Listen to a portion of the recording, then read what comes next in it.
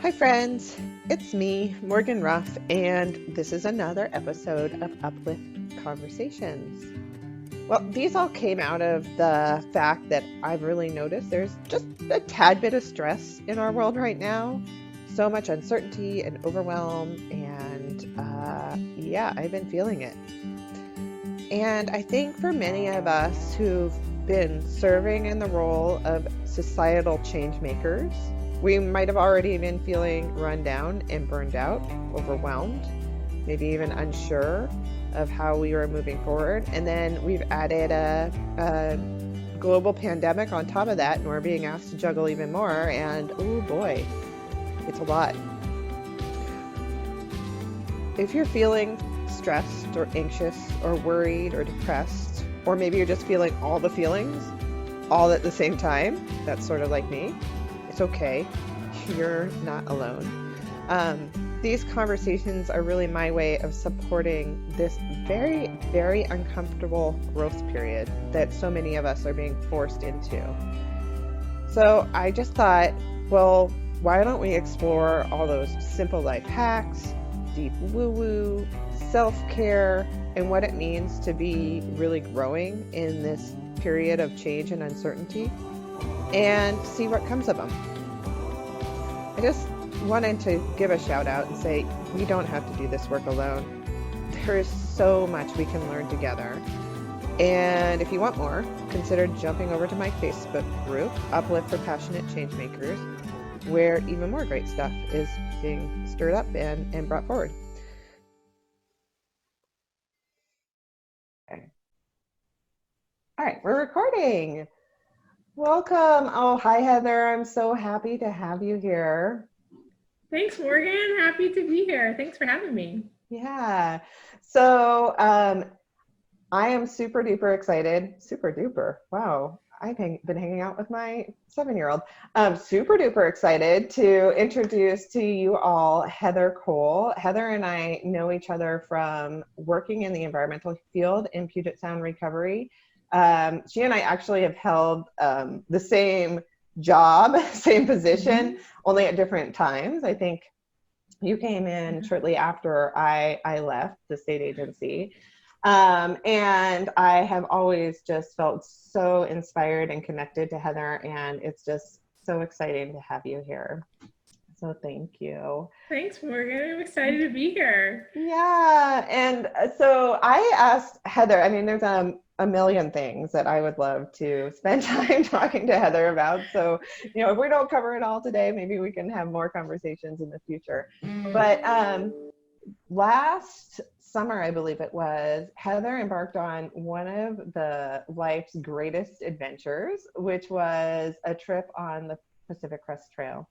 And so after she returned, she was telling me more about some of the lessons that she had learned, and they just so resonated with me and really stuck with me. And now it's been, I don't know, 9 months or so since you've returned, and I'm just really excited that we can have this time to just explore what the trail taught you, what motivated you to move it, to go onto the trail, and maybe how some of those lessons have really stuck with you now in these wild, crazy adventure times that we are having. So, Heather, can you just tell, for those of folks who maybe don't know, what is the Pacific Crest Trail, and why is this such a monumental thing for people to undertake, and what? That's 2 questions. We'll start with 2, and then I'm going to ask you what motivated you to join. Sounds good. So the Pacific Crest Trail is a trail that starts down in the Mexico border with the United States, and it travels all the way through the mountains, up through California, through Oregon, and all the way through Washington and to the Canadian border. So it's thousands of miles long, and it's quite an undertaking. Folks that do undertake the entire trail are generally called through hikers. They through hike from the Mexico border all the way to Canada. And Tim and I decided to do a section of it, which was the Oregon section. And we later discovered that we weren't called through hikers because we weren't doing the entire thing, but we were called lashers, which meant long ass section hikers. So that was our title. I love it because you came home and there was a whole new vocabulary that happens on the trail. And I think anybody who's been on like a long expedition or anything like that probably knows that when you're out by yourself in kind of wilderness, it's so fascinating how your whole vocabulary changes and you have different terms and things that come up. And anyway, so what was the draw for you, for both of you to go and do something like this? And so you were out for what, 6 weeks, did you say? We were out for 5 weeks. We started in Southern Oregon, pretty close to the Oregon-California border, at Siskiyou Pass, right outside Ashland. And then we hiked all the way to the Columbia River at the Cascade Locks. Amazing. Yeah, so it's about, I mean, I don't know the exact mileage because we took some detours and this, that, and the other, but we're about 435 miles or so. Just on your own 2 feet. Yes. So, and blisters and yeah, I mean, that's like, there's some amazing hardships. Why? Why would we do this to ourselves? That's what my dad kept asking me. Well, when Tim and I first got married, which was, about 18 years ago, we were down in Olympia and we were at the Olympia Film Festival, and there was a documentary on the Pacific Crest Trail and some hikers starting out. And it was really about, the story was about not just the hike, but really about the sense of community that they made on the trail. And, Tim and I were just enthralled with this movie. We had never heard of the Pacific Crest Trail. We liked to hike, but we just thought, wow, like 5 to 6 months, like continuous, that just blew our minds. So we looked at each other after that movie and we just said, we have got to do this. Wow. And then 18 years later, we're like, when is it gonna happen? Let's do it. We thought, well, maybe we'll do the whole section. We'll do the whole thing. And we really seriously considered that. And just, but we were getting too stressed out with moving and quitting our jobs and doing all that other stuff that it was taking away from actually doing the hike. So we said, maybe we should do a smaller chunk. We've only really backpacked for more than 5 or 6 days. So, 5 weeks would be, pretty significant. So let's see if we can do a section of that. And I actually checked out some library books there's 5 sections of the Pacific Crest Trail. And I said, okay, whatever library book comes from the trail, that's the section that we're going to do. So the library book that came first was the Oregon section. Yeah. And we said, okay, let's do it. I love how you used your intuition there. You're like, it's going to come to me and it's just going to be the first book. And that's what it was. Exactly. Yeah. And I was really shocked. I mean, growing up in Washington and stuff, I just thought, I'd done sections of the Pacific Crest Trail in Washington and, Oregon really wasn't on my radar, and it was just such a different landscape than Washington, and the lava fields and the wildflowers and the mountains, really, and the lakes were just incredible. So I was really happy that we got to explore a really different landscape than something I grew up in. Yeah, no kidding. Like, what a amazing thing. And like the Pacific Crest Trail is sort of a bucket list item for a lot of people. And so amazing that you were able to go. I think the longest I've ever been out is like 10 days. And I still remember how heavy my pack was. It was so heavy. So how do you just logistically, like, how do you do a hike like that? Like, how often are you resupplying, and how do you get resupplied and all that? Yeah, well, it's funny you said this because, reading the book on like, here's the intellectual story of how to do it. Like, okay, I could do that. But 2 to 3 weeks before we were going to start the trail, Tim and I looked at each other and said, "Oh my God, we have to like get our food. Like, what are we going to eat? And like, where we have to send packages to ourselves. Like, what about water filters aren't right, So we were like kind of panicked and said, this is like, we got to get real.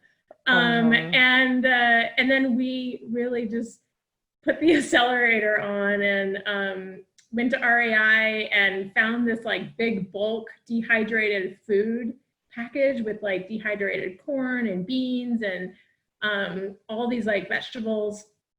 And we just started putting all those things together and making meals, like Buddha's #7 fried rice and Indian curry. And like we had all these crazy names for basically, corn and beans and again and again and again and rice. With some different flavoring in each one, yeah.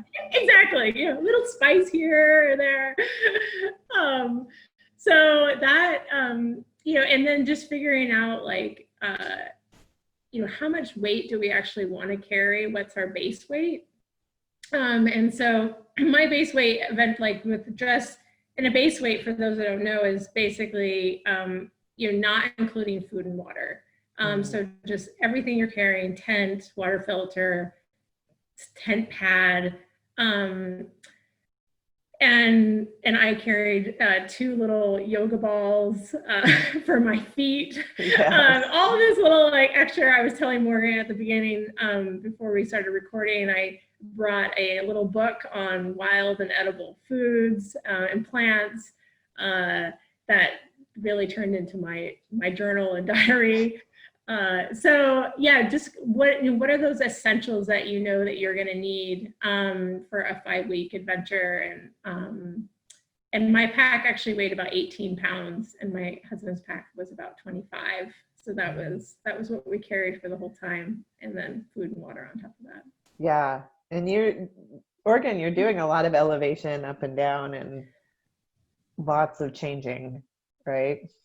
Yes. Yeah, there's Oregon's really blessed with so many, I didn't know this actually, so many lakes. There's lakes everywhere. And in that sense, a lot of like beautiful like forest terrain that you're hiking through, like pine forest, red pine and white pine and Douglas fir. And I worked in forestry, so I just was like, oh my God, we're going into another forest type. And everyone's like, oh God, really?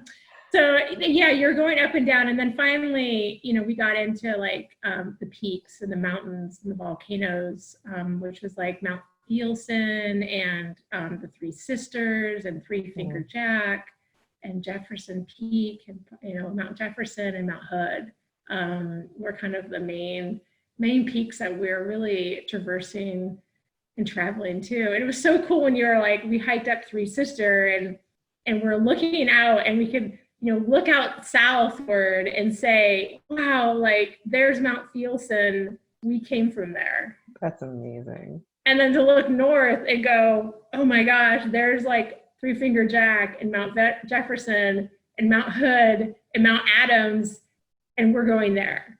Wow. All on foot. All on foot. That's so incredible. That's so incredible. Oh my gosh, I just had a question. I got too trapped in your story. Oh, I know. One of the things that I loved when you came back is there was a saying on the trail that you shared with me, is that the trail will always provide. Mm-hmm. And can you share a little story about what that saying is? Because I think it's just so beautiful, and I wonder how we embrace that in just our day-to-day, like where that, anyway, share a story. Yeah.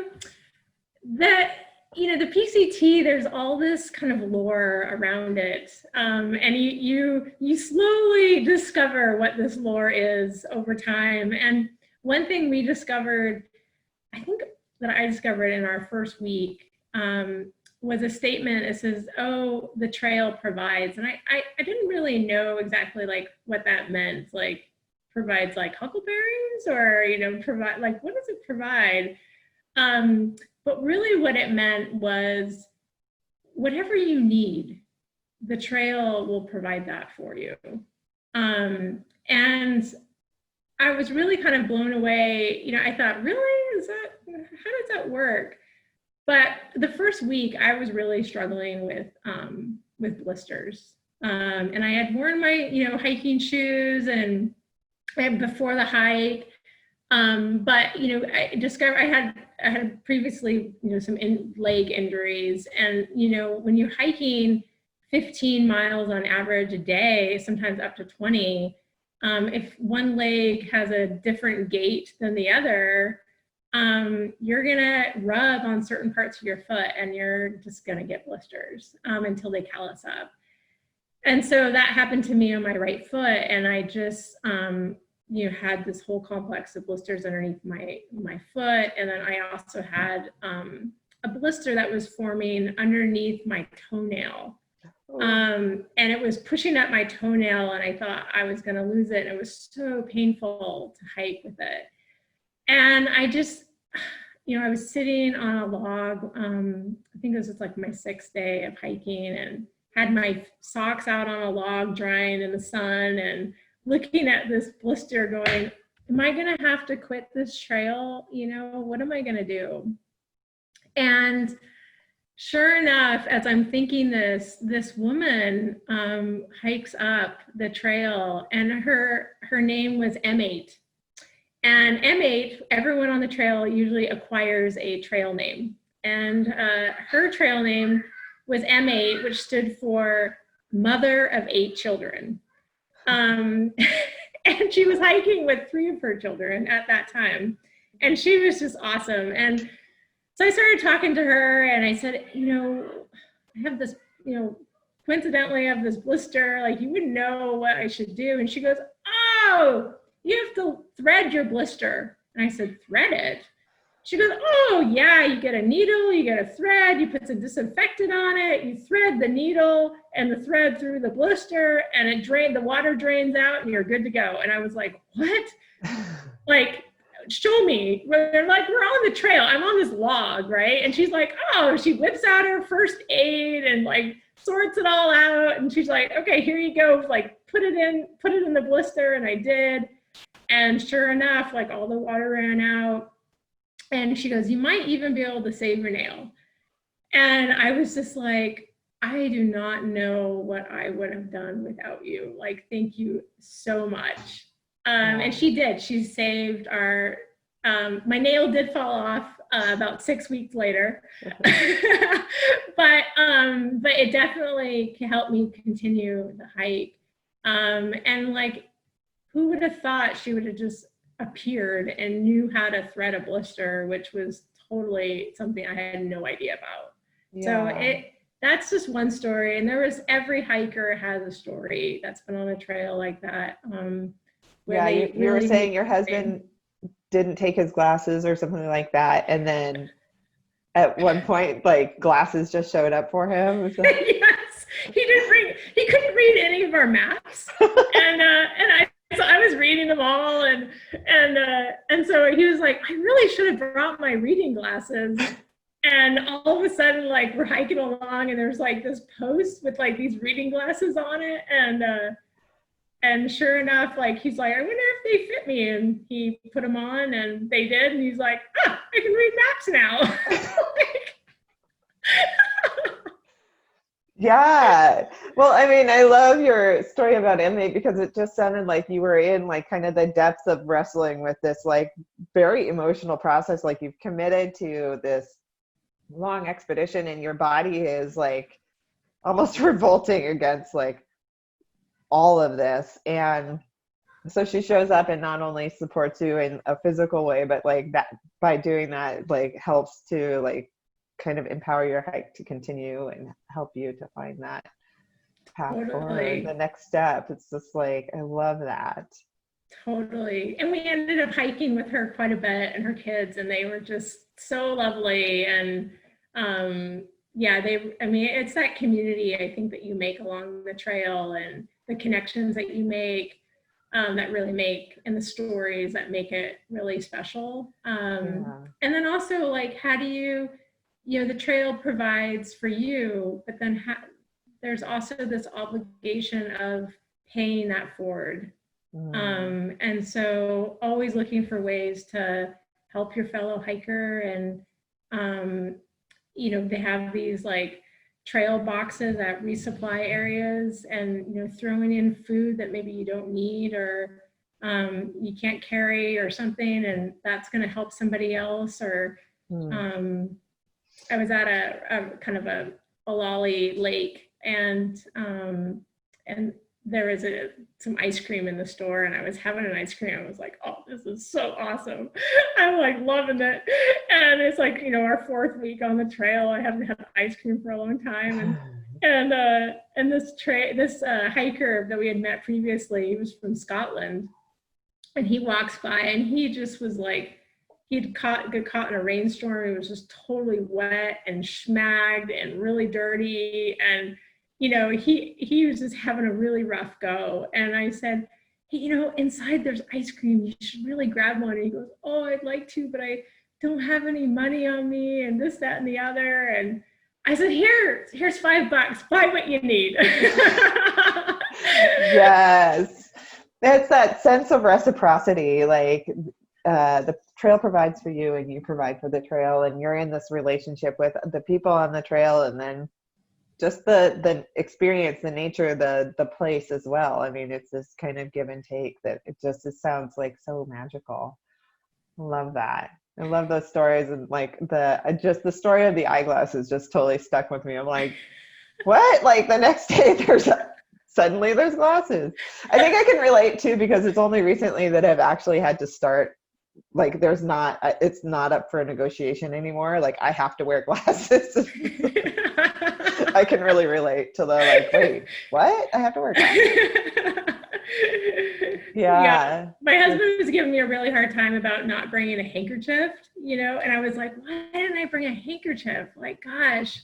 And again, like, lo and behold, we looked down on the trail and there was a handkerchief, and it's not just like, a boring like blue one. It's like tie-dye with pink on it, which is like so me. This is mine. I washed it up, and that was my that was my hanky. Yeah. So what was your trail name?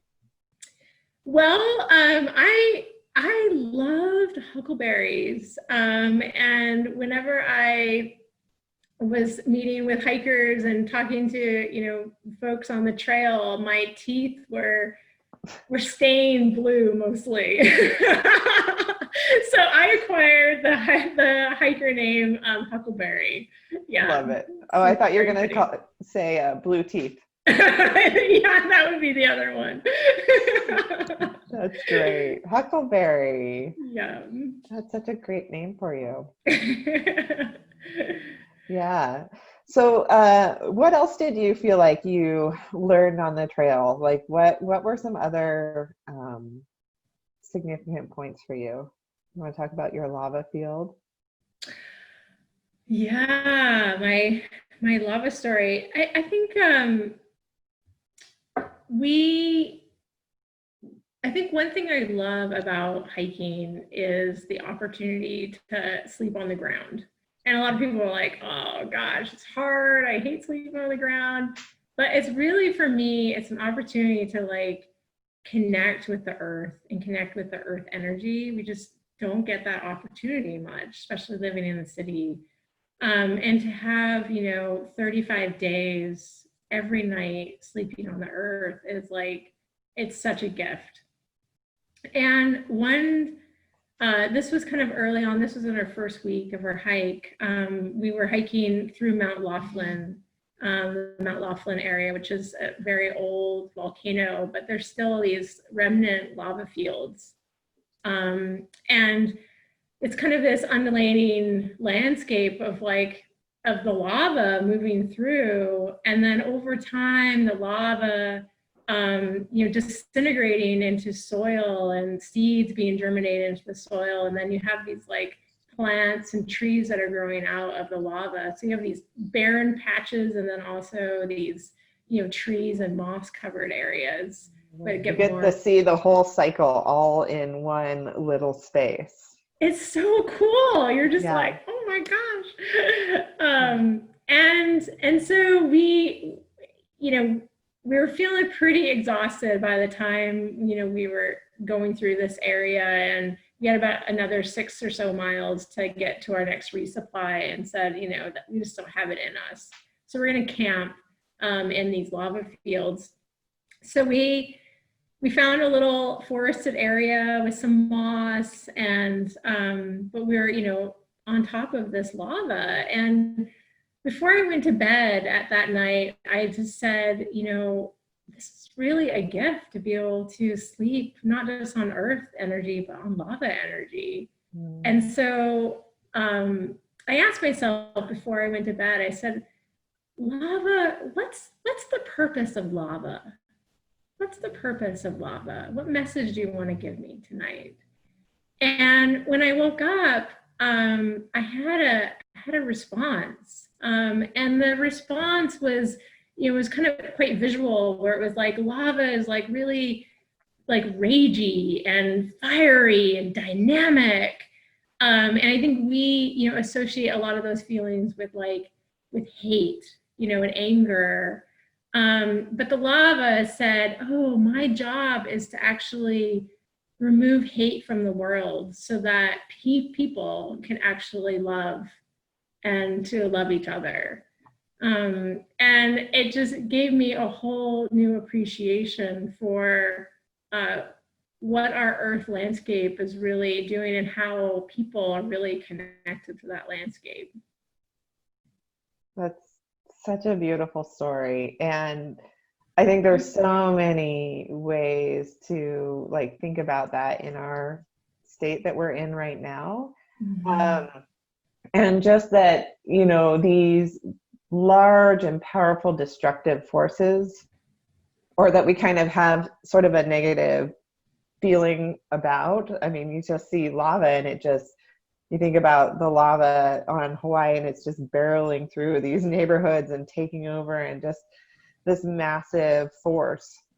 But through that destruction, you also give birth to new life. And I love that step that you were able to kind of take it in, that rebirth is the ultimate form of love and of growth and of connecting people to each other and to the place. That's so beautiful. That's it's a great way to put it. Yeah. And I love your methodology for understanding your dreams and connecting to things. You're so in tune with using your dreams to kind of have a deeper understanding or connection to whatever it is that you're questioning. You've been doing that for a while, haven't you? Yeah, I mean, it's my mom actually, she's done it for a long time. And, when I was growing up and I would have a problem, she'd be like, oh, well, just ask yourself that question before you go to bed and you'll have a response the next morning. I'm like, really? And I started doing that, and it's really true. Sometimes you have to ask a couple of nights in a row. But generally, it's really about kind of quieting the mind and really allowing us to hear voices that are not our own. And maybe that voices that are from the plants and the animals and the earth and other entities that all help guide us, but maybe aren't visible to us. So just being open to that and being connected to that, I think it really helps us, be good people in the world. And yeah. Well, you're so in tune with trusting your intuition, and that's something I've always really appreciated about working with you. And we're working in a little bit more of a we're not in science, we're in policy, but like kind of a science oriented field. And sometimes when you bring in some of those deeper understandings, the intuition, it's like, you're like, okay, well, I know this is the right direction, but I don't know why I know it. It just is. And it's something that always is a little bit funny to explain to your colleagues. And I've always appreciated that with you, I can be like, I just know, or like, I just had a vision and this is what we're supposed to do. Exactly. I remember you said, "Oh, I had this dream about what I should be, what my daughter's name should be," and I was like, "That's the name. You have to listen, Morgan." And she's like, "Okay." Yeah, it's totally true. I really learned a lot just in working with you and having a professional relationship with you, and just like how I can kind of lean into and trust that a little bit more. So I appreciate that so much. So I think one of the questions that we were chatting about before we pressed record on this was, what are the lessons that you found on the trail that you can think about and apply to kind of the current experience that we're having in this whole COVID-19 process, and how, what have you been able to take with you from that experience and maybe continue to apply in your life now? Yeah, that's such a good question. I think what really comes to mind when you're hiking, it's really about simplifying. Simplifying what you bring, what you carry on your back. And that's kind of the first step of the process. And eventually you kind of, get rid of things along the way, the physical things. But as you're doing that, I find that you're getting rid of all the things that you carry in your mind, all that mental and spiritual baggage that really weighs you down. And you're just, every day, you're walking on this soft trail that allows you to just let all that go. And it's kind of interesting. Especially the first week when I kind of look back on that, I just felt like every day, like my heart, from being in the city for so long, my heart felt hard. And each day, the little pieces would crumble off of my heart, and my body would actually get harder. I'm getting in better shape, but my heart was like softening each day. And that was like, and it just allowed me to like every day continue to open up my heart just that little bit more, that allows you to hear those things that maybe aren't so obvious in our kind of rush day-to-day life. So I guess applying those principles to COVID and looking for ways to, see this as an opportunity to simplify our lives, and also be okay with being alone with a lot of that baggage that we're carrying, and seeing it as an opportunity to let go of that baggage. And to be a little lighter, and to open up that heart a little more, and soften that heart. Maybe go for a run too to harden that body too. Yeah. Harden the body, soften the heart. Yeah. No, that's just so beautiful. And I think that the rhythm of the hike, of you're just going at the pace that your body can carry you. You're not going at the breakneck speeds of driving in a car. I remember when I was guiding up in Alaska, I would spend, whatever it was, 3 or 4 months up there, going at like 8 knots on a boat. And, we had skiffs, but like you were just really in this rhythm that was so much more slow. And I'd come back to the lower 48 and get in a car, and it just feels like you're rocketing at breakneck speeds with all these people going so fast right next to you.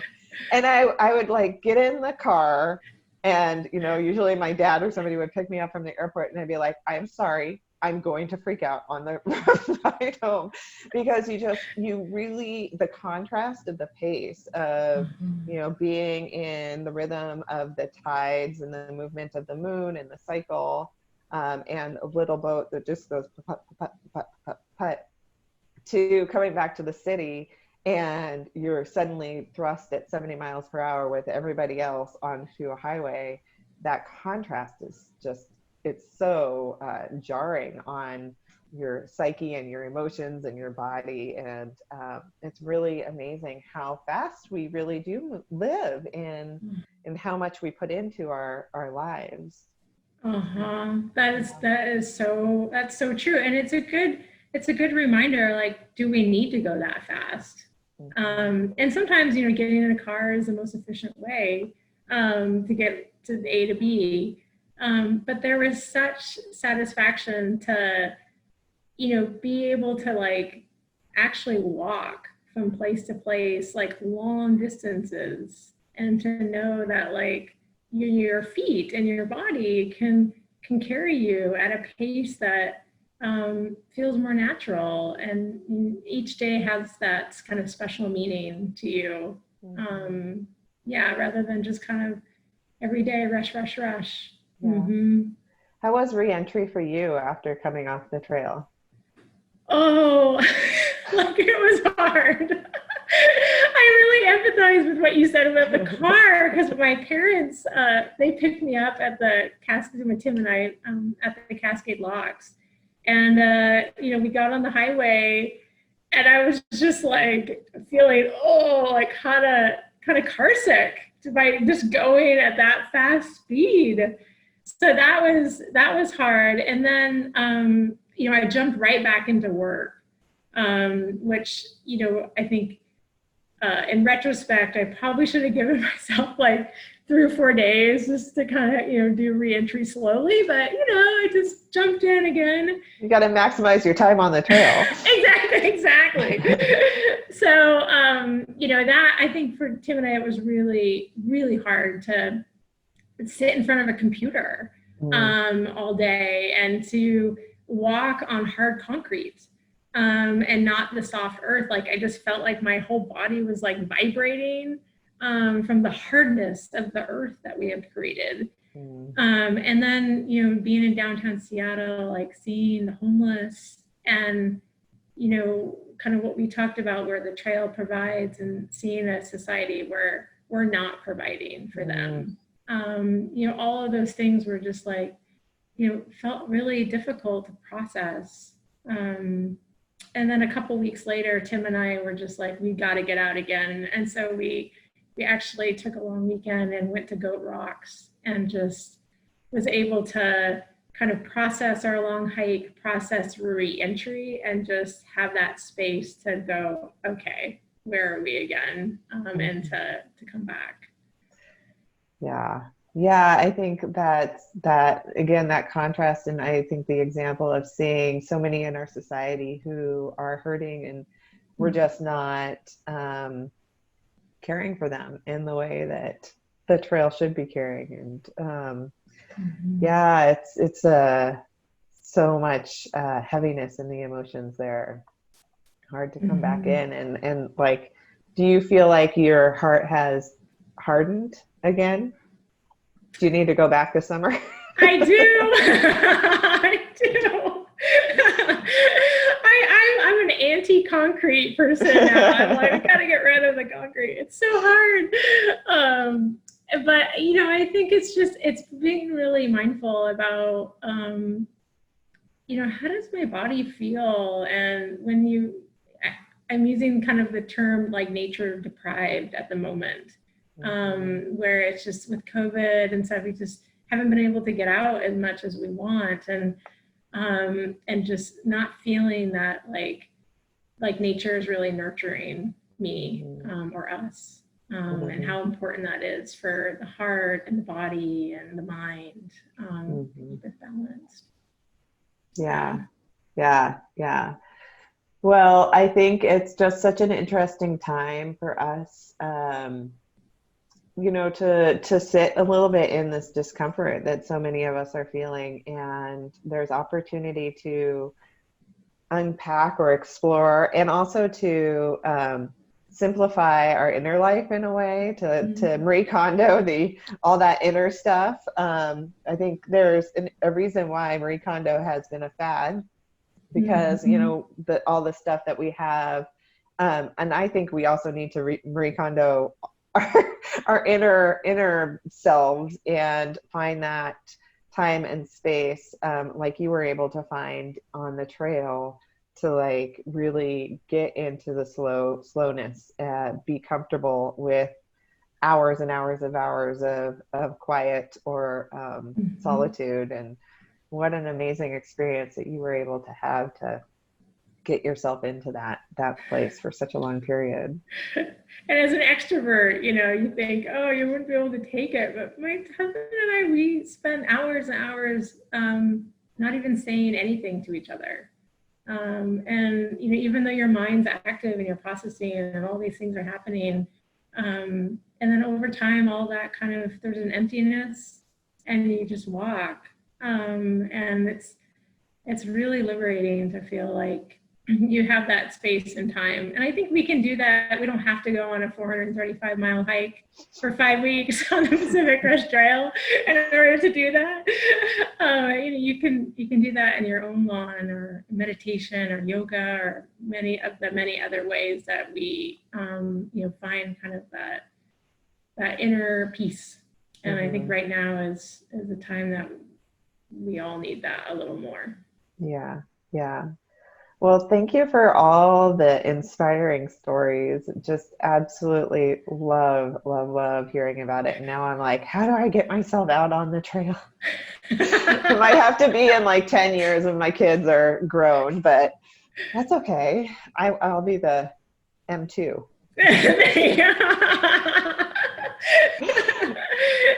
That's right, Morgan. Yeah. So do you have any final thoughts or anything else that you were hoping to share with us?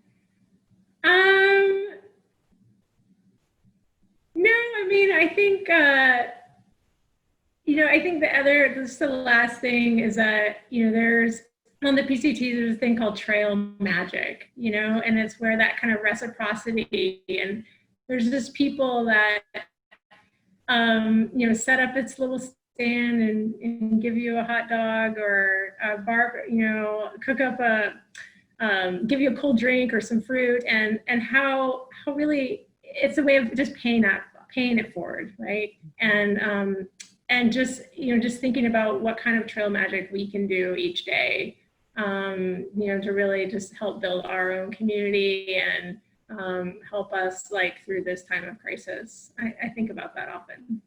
I love that, trail magic. I'm gonna start using that with my kids. That's so great. Yeah. Well, thank you again so much for coming on and sharing your stories, and being a part of this conversation here with me. I just so appreciate you and all the work that you're doing, and to help recover Puget Sound and our beloved salmon and everything in between. So thank you, Heather, for being here, and I really appreciate you. Thanks, Morgan. Thanks for having me. This was really fun. Yeah. All right.